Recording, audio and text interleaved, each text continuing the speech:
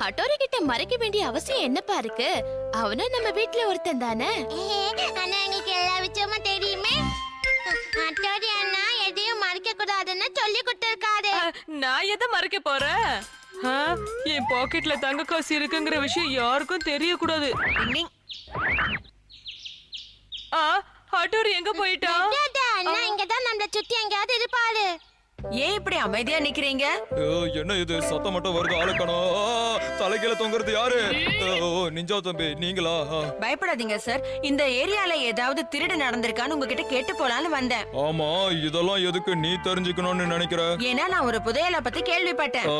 ஒரு நிமிஷம் இருப்பா, நான் செக் பண்ணிட்டு உன்கிட்ட சொல்றேன். கெனிச்சி இந்த வழியா போகணும்ன்றதுக்காக இவர்கிட்ட நான் பேச்சு கொடுத்து திருப்பிக்கிட்டு இருக்கேன். சீக்கிரமா போ கெனிச்சி. அந்த மாதிரி எந்த கம்ப்ளைண்டும் எங்க கிட்ட வரலையேப்பா. ஏய் கெனிச்சி, ஆமா இந்த பக்கம் எங்க போயிட்டு இருக்க? நான் சும்மா சுத்திக்கிட்டு இருக்கேன்பா.